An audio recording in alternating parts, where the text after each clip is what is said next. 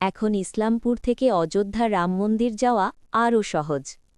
Islampur আলুয়াবাড়ির railway স্টেশনে আরও একটি অমৃত ভারত ট্রেনের স্টপেজ পাওয়ায় খুশি সাধারণ মানুষ। সেই ট্রেনের আজ ফ্ল্যাগ অফ করে সংসদের প্রতিনিধিসহ বিজেপি নেতৃত্বরা উপস্থিত ছিলেন। ইসলামপুর আলুয়াবাড়ি স্টেশনের ম্যানেজার বরুণ সিংহসহ রেলের আধিকারিকরা। এর আগে ভারতের প্রথম স্লিপার বন্দে ভারত ট্রেন সহ একাধিক অমৃত ভারত ট্রেন এবং সুপারফাস্ট ট্রেন এখানে স্টপেজ দেওয়া হয়েছে। মানে বিকশিত ভারত হচ্ছে এটাই আমাদের এটা প্রাপ্ত যে ইসলামপুরে এতগুলো ট্রেন দাঁড়াচ্ছে। সেজন্য প্রথমেই আমাদের প্রধানমন্ত্রী নরেন্দ্র দামোদর মোদীজিকে শত শত প্রণাম।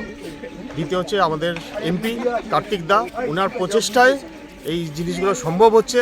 ইসলামপুরে আজকে ইতিহাস তৈরি হলো। গত কয়েকদিনের মধ্যে পাঁচটার উপরে ট্রেন উদ্বোধন হলো এবং এটা আমাদের ইসলামপুরের জন্য বিশাল প্রাপ্তি। আমাদের একটা বিরাট গর্বের দিন। গত দুদিন ধরে প্রচুর ট্রেন উদ্বোধন হচ্ছেন। এই জন্য প্রথমেই আমাদের প্রধানমন্ত্রী নরেন্দ্র দামোদরজিকে শত শত কোটি প্রণাম এবং দ্বিতীয়ত আমাদের এমপি কার্তিক পাল মহাশয়, যার প্রচেষ্টায় এতগুলো ট্রেন দাঁড়ালো, তাকেও প্রণাম। আর এই ট্রেনগুলো উদ্বোধন হয়ে ইসলামপুরে আমাদের প্রচণ্ড সুবিধা হয়েছে।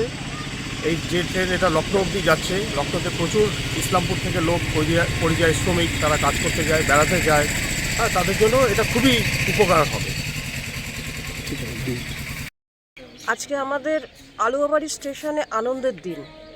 আমরা অযোধ্যায় যেতে পারছি এই গাড়িতে করে। গত কয়েকদিন আগে আমাদের বন্দে ভারত স্লিপার উদ্বোধন হয়েছে এবং আলুয়াবাড়িতে বন্দে ভারত স্লিপারের মতো এত মানে কি বলবো, আমাদের স্বর্গের মতো একটা সুখ পেয়ে গেছি। আমরা ভাবতেই পারিনি বন্দে ভারত স্লিপার এখানে স্টপেজ দেবে।